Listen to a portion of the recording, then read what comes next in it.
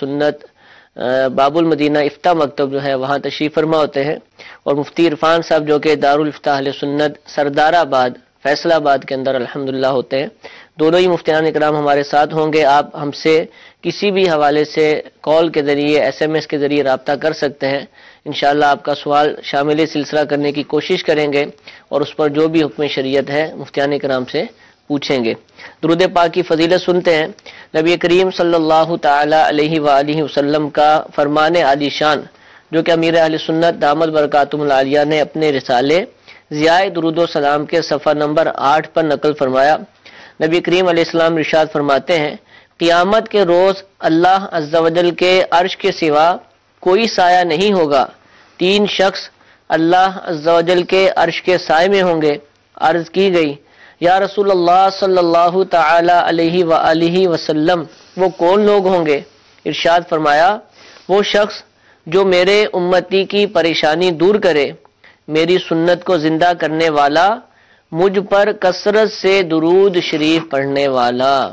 صلو علی الحبیب صلی اللہ تعالی علی محمد صلی اللہ تعالی علیہ وآلہ وسلم۔ کچھ کالز ہمارے پاس آ چکی ہیں، پہلی کال سلسلے میں شامل کرتے ہیں۔ جی چلائیے۔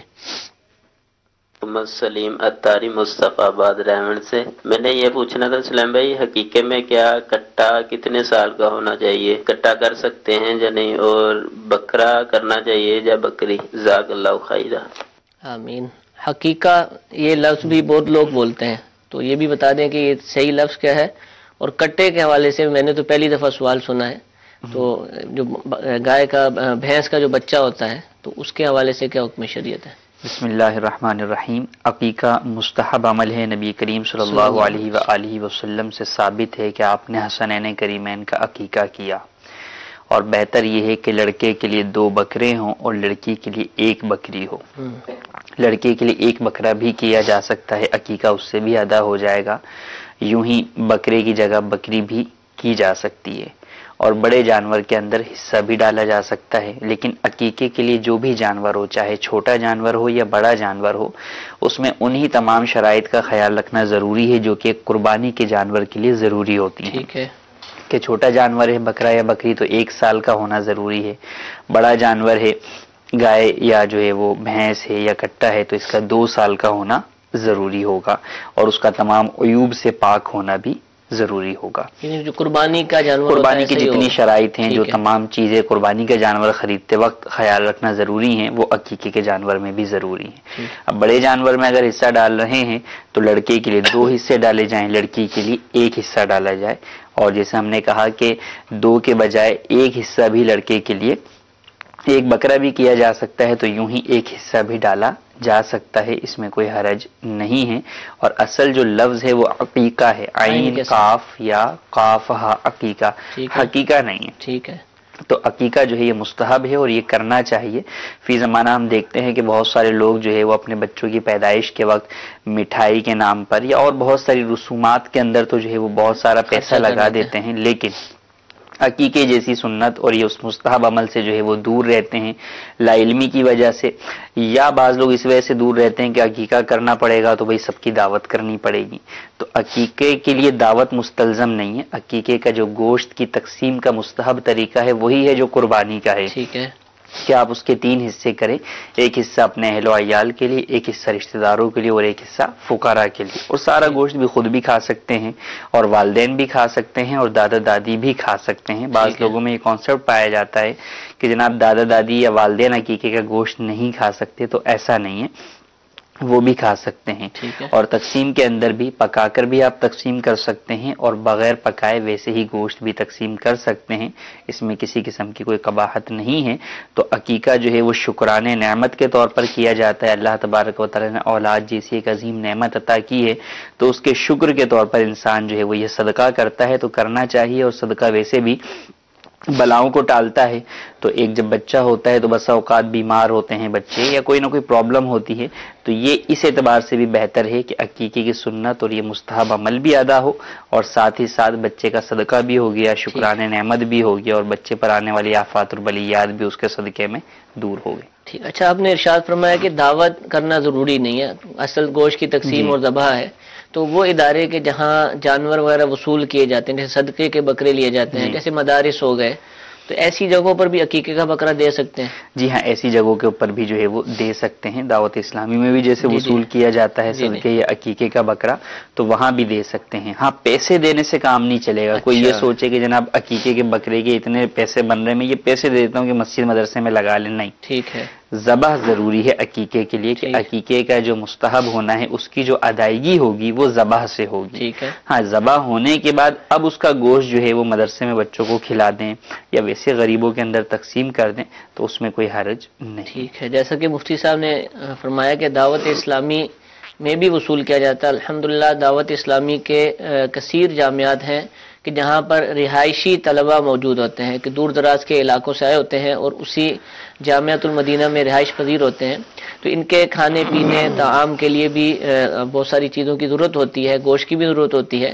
اگر آپ چاہیں تو آپ ان مدارس کے اندر، ان جامعات کے اندر بھی جو ہے وہ عقیقے کے بکرے دے سکتے ہیں. یا پھر بعض جگہوں پر یہ بھی اہتمام ہے، جیسا کہ دعوت اسلامی کے عالمی مدنی مرکز کے اندر، کہ اگر آپ عقیقے کے بکرے کی رقم دے دیں گے تو پھر وہ اس رقم سے جانور خرید کر آپ کی طرف سے عقیقہ کر دیں گے. اس کا پورا طریقہ کار وضع ہے، موجود ہے، تو آپ جب بھی تشریف لائیں تو یہ دونوں سہولیات سے فائدہ اٹھا سکتے ہیں.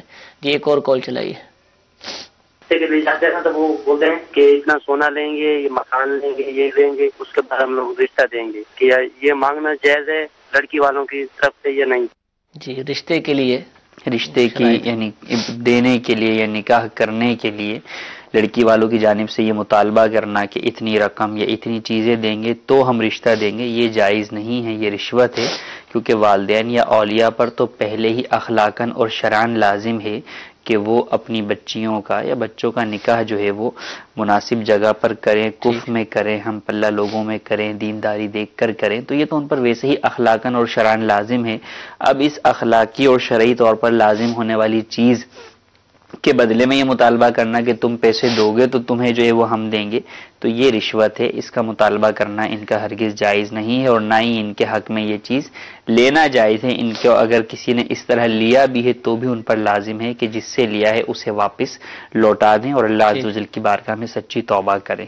ہاں البتہ اگر یہ طے کیا جاتا ہے کہ لڑکی کا مہر اتنا ہوگا اور اس مہر کو اگر یہ بھی کہا کہ بھئی مہر اتنا ہوگا اور اس مہر کی ادائیگی جو ہے وہ آپ پہلے کریں گے تو یہ درست ہوگا، اس میں حرج نہیں ہوگا جبکہ مہر ہو. لیکن یہ بات یاد رہے کہ مہر لڑکی کی ملکیت ہوتا ہے، لڑکی کے والدین کی ملکیت نہیں ہوتا. تو مہر جو ہے وہ جب لڑکی کی ملکیت ہے تو اس کی اجازت کے بغیر والدین استعمال مہر کو نہیں کر سکتے، اس کی مالک لڑکی ہی ہوگی.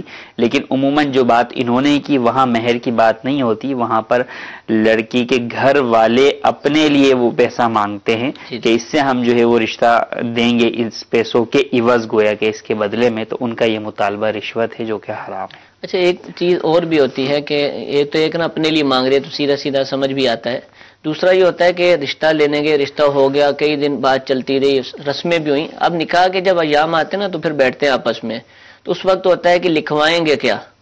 تو ایک تو ہوتا ہے مہر، بھئی اتنے ہزار مہر ہے تو وہ بھی الگ شمار کیا جاتا ہے، اور ساتھ ہی نکاح نامے میں لکھوانے کے لیے پراپرٹی زیور وغیرہ کا کہا جاتا ہے. تو یہ جو لکھوانا الگ سے، کیونکہ رشتہ بھی دے چکے ہیں لیکن اس پر بحث چلتی ہے اور بعض دفعہ لڑائی جھگڑے بھی ہوتے ہیں اور بعض دفعہ زبردستی بھی ہوتی ہے اور وہ اگلے کر دیتے ہیں کہ ہم یہ لکھ دیں گے آپ کو. تو یہ مہر کہلائے گا یا یہ بھی رشوت کہلائے گی؟ دیکھیں ہمارے ہاں اگر آپ پاکستان کے نکاح ناموں کی بات کریں تو اس کے اندر مہر کا جس طرح کیش کا کالم موجود ہوتا ہے، اسی طرح کا مہر میں اگر کوئی جائیداد دی جا رہی ہے تو اس کا کالم بھی جو ہے وہ لکھا ہوا ہوتا ہے.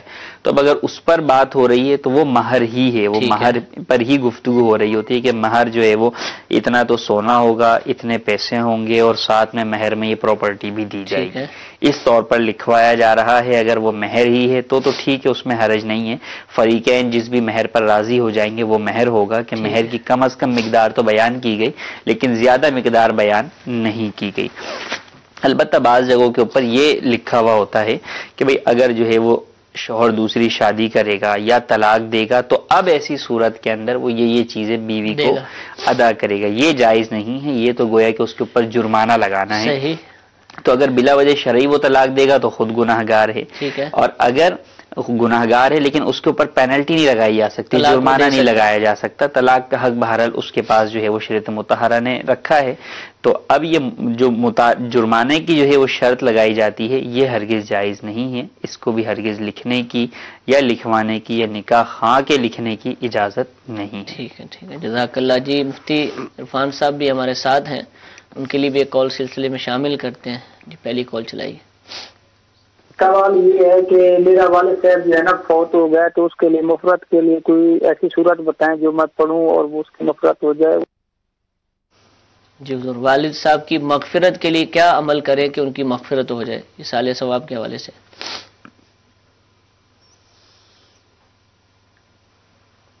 بسم اللہ الرحمن الرحیم. جی ثاقب بھائی، انہوں نے پوچھا کہ والد صاحب کی وفات ہو گئی ہے اور ان کی مغفرت کے لیے میں کیا کام کروں کہ اللہ تبارک و تعالی ان کی بخشش فرمائے. دیکھیں، بخشش کے لیے بہت ساری صورتیں ایسی ہیں کہ جو اللہ تبارک و تعالی کی بارگاہ میں پیش کی جا سکتی ہیں. مثال کے طور پہ دعا کرنا. اب یہ جو دعا کرنا ہے یہ جیسے انسان کو زندگی میں فائدہ مند ثابت ہوتا ہے، اسی طرح اس دنیا سے رخصت ہو جانے کے بعد بھی مفید تر ثابت ہوتا ہے. بہت ساری احادیث سے یہ بات ثابت ہے. امام دہلوی رحمۃ اللہ تعالی علیہ نے ایک روایت نقل فرمائی ہے، اس میں آپ نے ارشاد فرمایا کہ ایک شخص کو مرنے کے بعد اللہ تبارک و تعالی کی بارگاہ سے جو اس کے عملوں پر جزائیں ملنی تھی وہ مل چکی ہوں گی. پھر اچانک اس کا ایک درجہ جنت میں بلند کیا جائے گا تو یہ اللہ رب العزت کی بارگاہ میں عرض گزار ہوگا، مولا یہ کہاں سے آیا؟ جو پہلے جزائیں ملنی تھی عملوں کی بدولت وہ تو مل چکی تھی. تو اس کو ندا کی جائے گی کہ اے بندے، آج دنیا میں رہتے ہوئے تیری اولاد میں سے کسی نے تیرے لیے دعائے مغفرت کی ہے، اس کی بدولت آج جنت میں تیرا درجہ بلند کیا گیا ہے. تو دعائیں ترک نہیں کرنی چاہیے. ماں باپ کے لیے دعا کرتا رہے، اس سے اس کا بھی رزق بڑھے گا. اس کے لیے بھی اللہ تبارک و تعالیٰ کی رحمتیں انشاءاللہ نازل ہوں گی.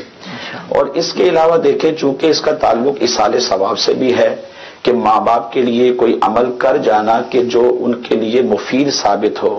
صحابہ کرام علیہ رضوان کے عمل سے یہ بات ثابت ہے کہ انہوں نے اپنے والدین کے لیے ان کی دنیا سے رخصتی کے بعد نیک کام کیے، اصالہ ثواب کیا.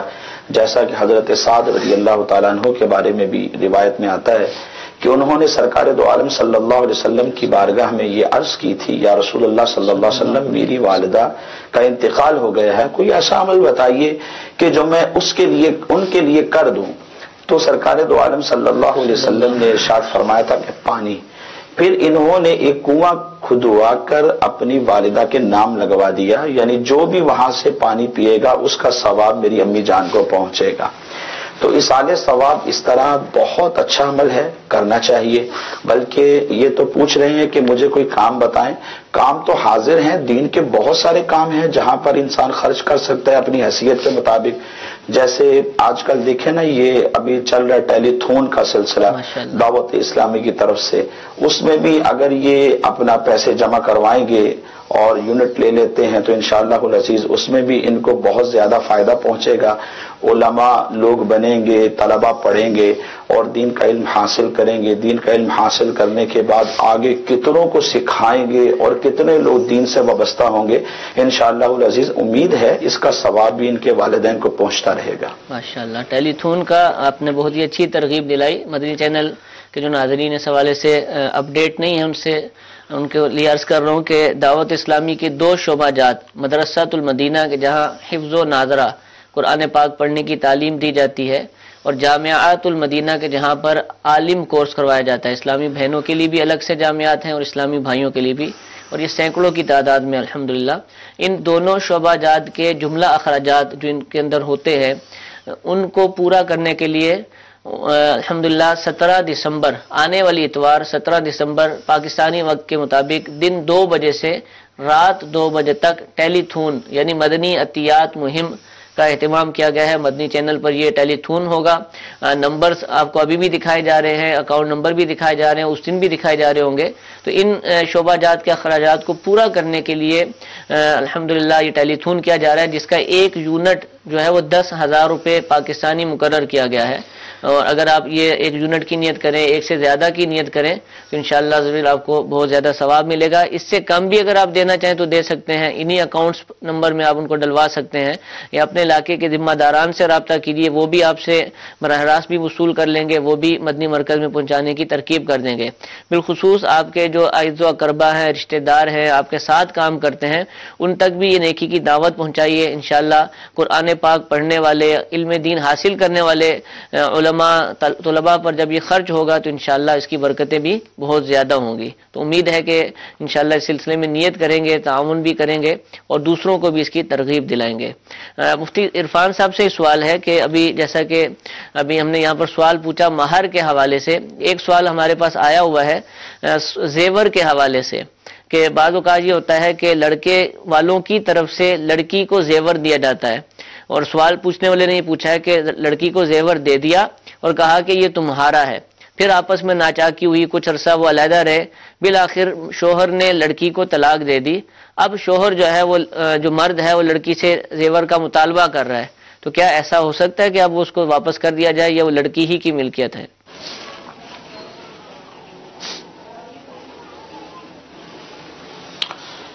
جی ثاقب بھائی، بہت اہم سوال آپ نے یہاں پوچھا ہے۔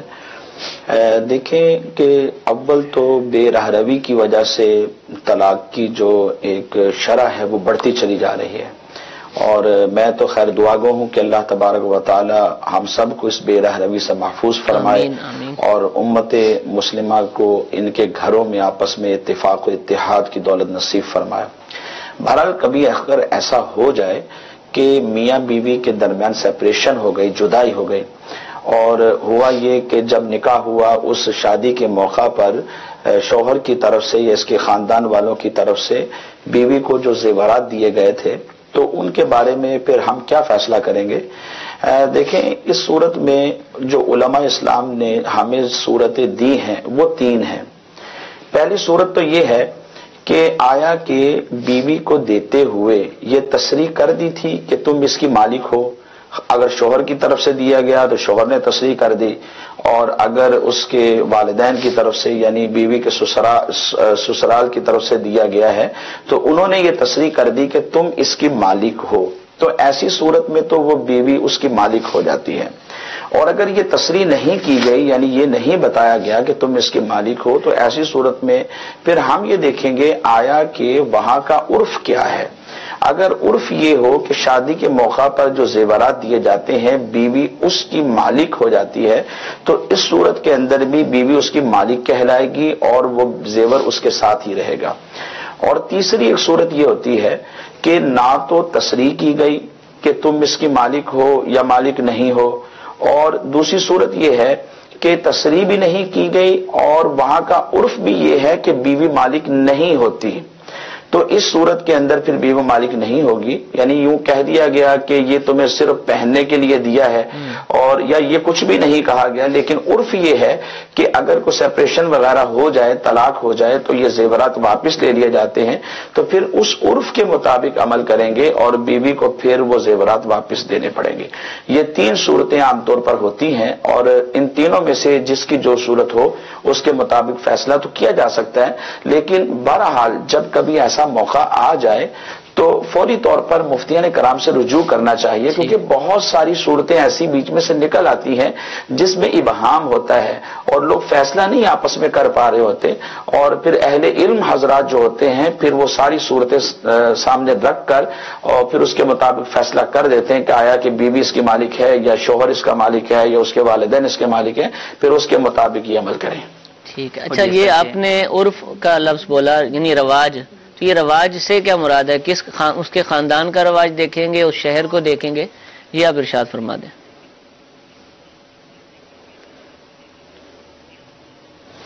دیکھیں وہاں اگر ان کے خاندان میں یہ رواج ہے تو خاندان کا رواج بھی دیکھا جا سکتا ہے، ورنہ پھر صورت یہ ہوتی بسا اوقات یوں بھی ہو سکتا ہے کہ برادریاں دونوں مختلف ہیں، شوہر کسی اور برادری سے تعلق رکھتا ہے، بیوی کسی اور برادری سے تعلق رکھتا ہے، آپ دونوں کا عرف بھی مختلف ہے، تو اس صورت کے اندر وہاں پھر شہر کا رواج دیکھ لیا جائے، وہاں علاقے میں کیا رواج ہے مسلمانوں کے اندر، پھر اس کے مطابق بھی عمل کیا جا سکتا ہے۔ ٹھیک ہے، اب اس میں دو صورتیں اور اس میں یعنی وضاحت کے طور پہ میں عرض کروں کہ ایک تو یہ ہے کہ برادریوں کا جہاں پر سسٹم ہے وہاں تو برادریوں کا عرف دیکھا جاتا ہے، اب اگر دونوں کی ایک ہی برادری ہے تو عرف واضح ہو جائے گا۔ ٹھیک ہے، اب عرف کیسے واضح ہوگا؟ پچھلے آپ دیکھ لیں گے خاندان میں اگر کسی کی طلاق ہوئی یا انتقال ہوا تو ایسی صورت کے اندر جب بیوی جو ہے وہ اپنے گھر چلی گئی، اپنے سسرال سے اس نے جو ہے وہ اپنا سارا کچھ اٹھا لیا، تو اب ایسی صورت کے اندر کیا معاملہ ہوا اس اعتبار سے جو ہے وہ دیکھا جائے گا۔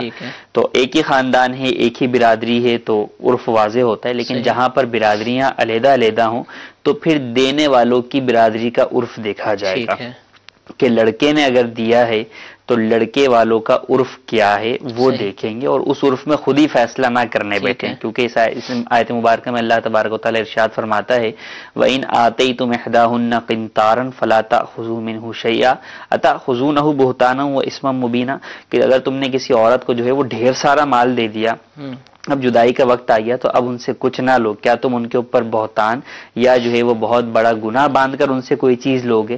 تو اب یہ نہ ہو کہ ایسے وقت کے اوپر پہلے تو دیتے وقت تو محبت تھی اور اس وقت تو جناب جو ہے وہ بیوی کو ملکیت کیا تھا، سب کچھ بیوی کے لیے تھا، اور آج جب جدائی کا وقت آیا ناچاکی ہو گئی تو آج جو ہے وہ ساری وہ محبت ہے وہ سارا یعنی خود بھی معلوم ہو گیا یار میں نے مالک ہی کیا تھا اسے، اور پھر جو ہے وہ اس چیز کے اندر جو ہے وہ ذہن تبدیل کر دیا کہ نہیں اب میں مال اسے کیوں دوں، اب تو وہ میری دشمن ہے۔ تو یہ نہ ہو، اصل نیت اب دل کا حال تو اللہ تبارک و تعالیٰ بہتر جانتا ہے، تو آج اگر لوگوں کے سامنے آپ اس چیز کو تبدیل بھی کر دیں گے تو بھی ایسی صورت کے اندر اللہ تبارک و تعالیٰ کے ہاں تو جواب دینا ہوگا۔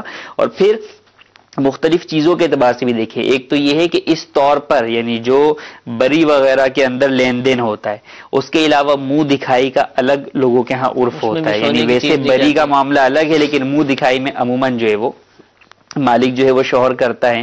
اچھا پھر صرف یہی نہیں، اور آگے آ جائیں، آگے شادی کی اینیورسری ہوئی، بیوی کی سالگرہ ہوئی، بچے کی ولادت ہوئی، ان مواقع پر جو دیا گیا تو اب اگر عرف یوں تبدیل ہیں کہ بھئی بری والے کو تو جو ہے وہ ملکیت نہیں سمجھا جاتا، لیکن بقیہ ان مواقع پر دی جانے والی صورتوں کے اندر بیوی کو ہی مالک بنایا جاتا ہے، تو جو عرف ہوگا اس کے مطابق ہوگا جبکہ صراحت نہ ہو۔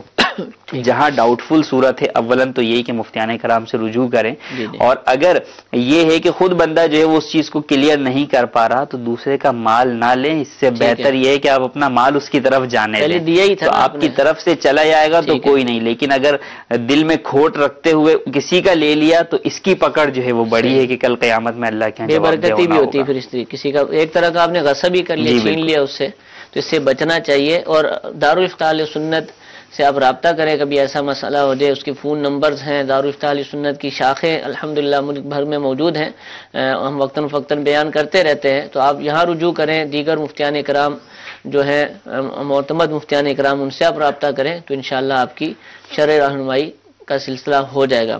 اور ایک میسج بھی اسی طرح شادی نکاح کے متعلق ہے کہ جب رشتہ لینے جاتے ہیں تو اس وقت یہ گفتگو ہوتی ہے کہ فلاں کی تو یہ ذات ہے، فلاں کی تو یہ ذات ہے، ہماری یہ ذات ہے، تو یہ ذاتوں کے حوالے سے جو گفتگو کر کے ریجیکشن کے معاملات یا پھر ہو تو جاتے ہیں لیکن اونچ نیچ کے معاملات، یہ کیا ہے شریعت اس کے حوالے سے کیا کہتی ہے؟ دیکھیں نسب کی وجہ سے فخر نہیں کرنا چاہیے۔ اللہ تبارک کا نبی کریم صلی اللہ علیہ وسلم کا جو مشہور خطبہ حجۃ الوداع ہے، اس کے اندر آپ علیہ الصلوۃ والسلام نے یہی ارشاد فرمایا کہ عربی کو اجمی پر فضیلت نہیں، اجمی کو عربی پر نہیں، کالے کو گورے پر نہیں، گورے کو کالے پر نہیں۔ تو آپ علیہ الصلوۃ والسلام نے یہ فخر جو ہوا کرتا تھا اس دور جاہلیت کے اندر، اس چیز کو جو ہے وہ منع فرمایا کہ مسلمان یہ نہ کریں۔ ہاں اب اچھی جگہ پر رشتہ کرنا جس کو کف بھی کہا جاتا ہے شریعت مطہرہ کے اندر، ہم پلہ کے اندر کرنا کہ لڑکی کا نکاح لڑکی والے کسی ایسی جگہ پر کریں کہ جو ہم پلہ ہوں، حسب نسب کے اعتبار سے بھی اور دیگر پیشے کے بھی اعتبار سے، کہ وہاں پر نکاح کرنا لڑکی والوں کے لیے باعث عار نہ ہو۔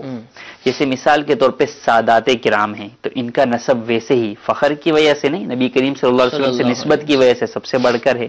تو اب اگر سیدہ کا نکاح جو ہے وہ غیر سید کے اندر کیا جا رہا ہے تو اس میں کرنے میں کوئی حرج نہیں، والدین کی رضامندی سے، اولیاء کی رضامندی سے نکاح ہو رہا ہے، لڑکی لڑکے راضی ہیں تو حرج نہیں ہے۔ ہاں جہاں پر سیدہ والدین یا اپنے ولی کی اجازت کے بغیر ایسا کوئی نکاح کرے گی تو وہ نکاح شریعت مطہرہ مانتی ہی نہیں، اس نکاح کو ہی ناجائز کہتی ہے۔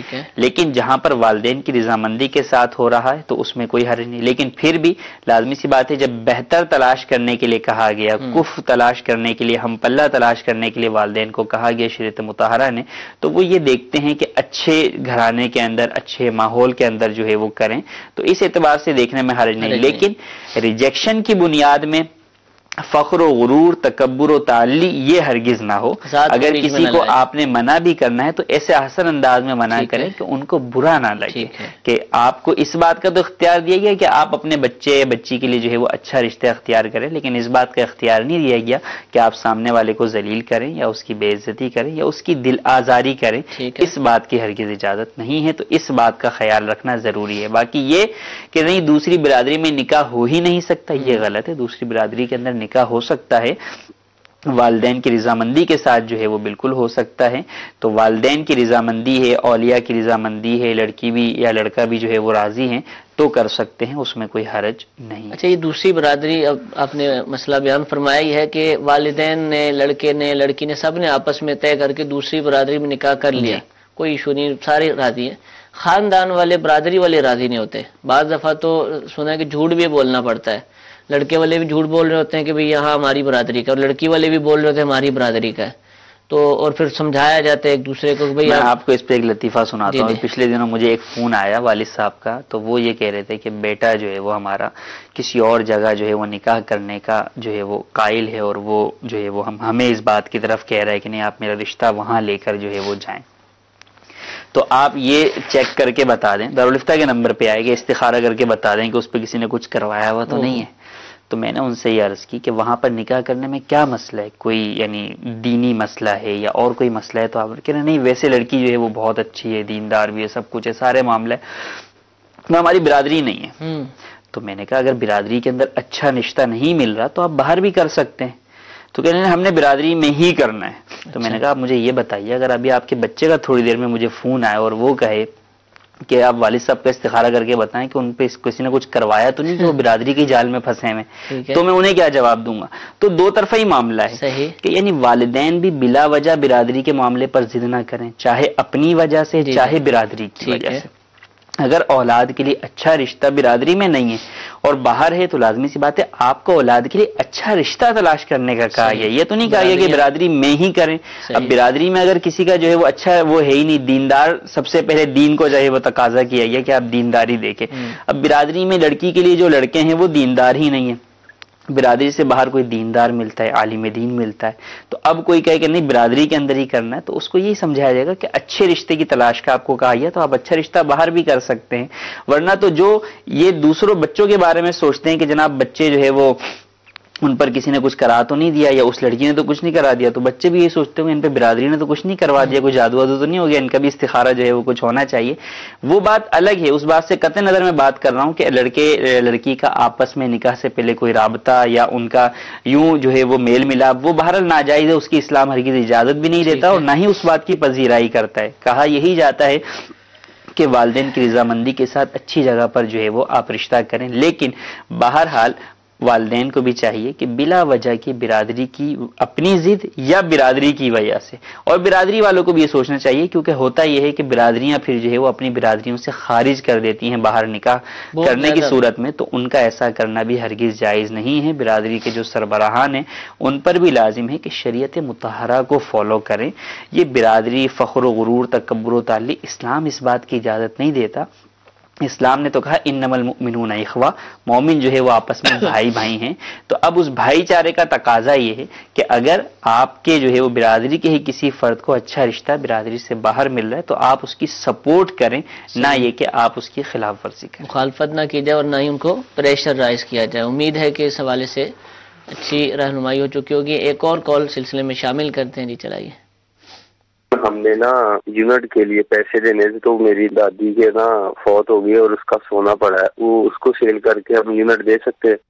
جی حضور، یونٹ کے حوالے سے دیکھیں دادی کا پیسہ ہو یا ایسے ہی کل ایک مجھے بھی فون آیا، انہوں نے کہا کہ جو ہے وہ ایک والد صاحب تھے اور انہوں نے جو ہے وہ اپنی زندگی میں اولاد کو تقسیم کر دیے پیسے، اب ان کا کوئی ایک بیگ کھلا ہے تو اس میں سے کچھ پیسے نکلے تو کیا ہم یونٹ میں دے سکتے ہیں؟ آپ کا جذبہ مرحبا صد مرحبا. کیا اچھا اس میں اور بھی پلس کر لیں تھوڑا سا، پھر ایک ساتھ جواب دیں کہ لوگوں کو پیسے ملے یا فری میں کہیں سے آ گئے، تو اس طرح کی جتنی بھی رقمیں ہیں کہ جس کو بندہ کہتے ہیں چلو آئی گئی تو اب اس کو یونٹ میں استعمال کر لیں. تو اولا تو وراثت کے اعتبار سے دیکھ لیں کہ جب وہ جتنا بھی جو مال وراثت میں ملا وہ تو مال ترکہ ہے نا، اس میں ورثاء کا حق ہے. اب وہ آپ کا نہیں، کسی ایک وارث کا نہیں، تمام ورثاء کا ہے.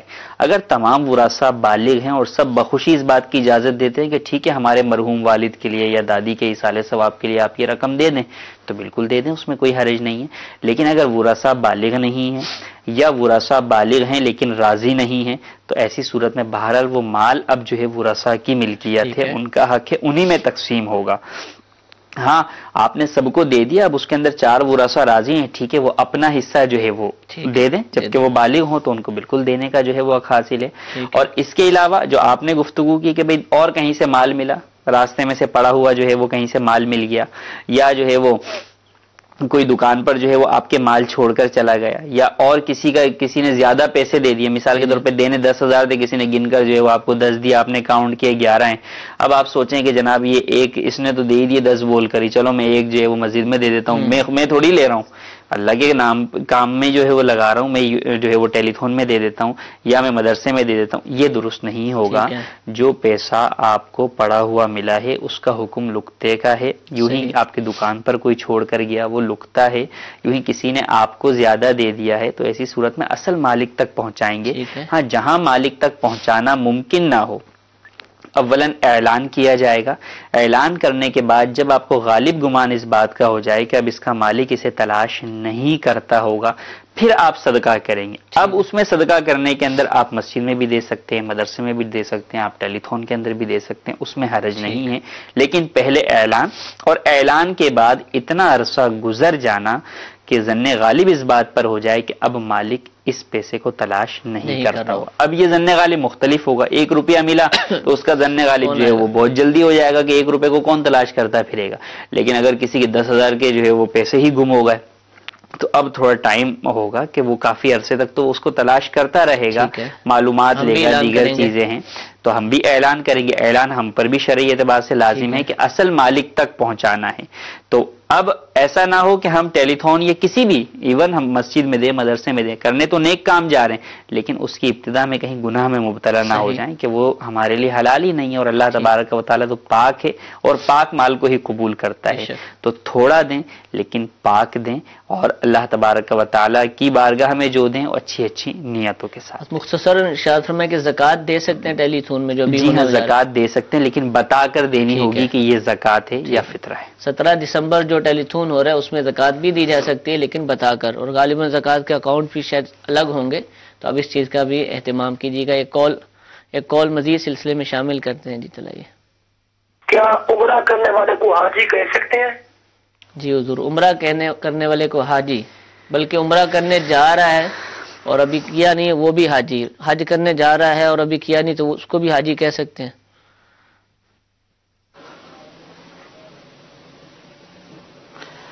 دیکھیں جو شخص عمرہ کرنے کے لیے جاتا ہے، پہلے تو میں سوال کا جواب عرض کر دوں. جی جی. تو اس نے عمرہ تو کر لیا لیکن وہ حاجی نہیں ہوتا، کیونکہ حاجی کی اپنی شرائط ہیں اور اپنے ارکان ہیں، اور ان ارکان کے مطابق جو شخص کعبۃ اللہ کی زیارت کے لیے جاتا ہے، طواف کعبہ کرتا ہے، وقوف عرفات کرتا ہے، مینا اور مزدلفہ اور دیگر ساری صورتیں پائی جاتی ہیں، تو تب بندہ حاجی بنتا ہے. خاص طور پہ اس کے 2 ارکان جو عام مشہور ہیں، وقوف عرفہ اور طواف زیارت. اور جو شخص عمرہ کرتا ہے وہ حاجی نہیں ہوتا، اس کو حاجی نہیں کہنا چاہیے. ہمارے یہاں معروف ہے اس کو حاجی کہنا شروع کر دیتے ہیں، بلکہ ابھی گیا نہیں ہوتا، جانے سے پہلے ہی کہنا شروع کر دیتے ہیں. اور پھر یہ ہے کہ بہت ساری صورتیں ایسی بھی نظر آتی ہیں، نہ کسی نے عمرہ کیا ہوتا ہے نہ حج کیا ہوتا ہے، اس کو بھی بسا اوقات حاجی کہہ دیتے ہیں. تو یہ جان کر کے کہ یہ حاجی نہیں ہے، باوجود اس کے اس کو حاجی کہنا یہ جائز نہیں ہے، بلکہ گناہ کا کام ہے. غیر حاجی کو حاجی نہیں کہنا چاہیے. جی فرمائیں گے؟ نہیں ٹھیک ہے. ایک اور کال چلائیے گا. تو اور کہ یہ تقوی کیا چیز ہے اور تقوی کہاں تک کیسے حاصل ہوتا ہے؟ جی حضور، تقوی کیا ہے، کہاں سے حاصل ہوتا ہے؟ تقوی دیکھیں پرہیزگاری کو کہتے ہیں. اس کی علماء اسلام نے بہت ساری تعریفیں بیان کی ہیں. ان میں سے ایک لب لباب میں آپ کو عرض کر دیتا ہوں. تقوی یہ ہے کہ بندہ اپنے دامن کو گناہوں کی سیاہی سے محفوظ رکھے، یعنی کہ گناہوں سے بچنا یہ تقوی ہے. پرہیزگاری اختیار کرنا، اللہ تبارک و تعالیٰ کا ڈر رکھنا، یہ تقوی ہے. اور تقوی انسانی زندگی میں بے حد ضروری ہے، کیونکہ جب تک تقوی نہیں ہوگا عبادت کی لذت نہیں ملتی. انسان گناہوں سے بچے، حسد سے، وعدہ خلافی سے، چغلی سے، غیبت سے، ماں باپ کی نافرمانی سے، زناکاری سے، شراب نوشی سے اور گالی گلوچ سے، نماز کو ترک کرنے سے، روزے ترک کرنے سے اور اسی طرح دیگر تمام گناہوں کے کاموں سے اپنی ذات کو بچا لے تو ہم کہہ سکتے ہیں کہ یہ متقی ہے، یعنی گناہوں سے بچنے والا ہے. اور میں یہ عرض کر رہا تھا کہ اس کی انسانی زندگی میں بے حد ضرورت ہے، بلکہ عبادت کی لذت ہی انسان کو تب ملتی ہے کہ جب وہ تقوی اور پرہیزگاری اختیار کرتا ہے، گناہوں سے بچتا ہے. بلکہ ایک حدیث مبارک میں سرکار دو عالم صلی اللہ تعالی علیہ وآلہ وسلم نے ایک مرتبہ ارشاد فرمایا کہ کون ہے جسے میں چند نصیحتیں کروں اور وہ خود اس پر عمل کرے اور دوسرے لوگوں تک پہنچے.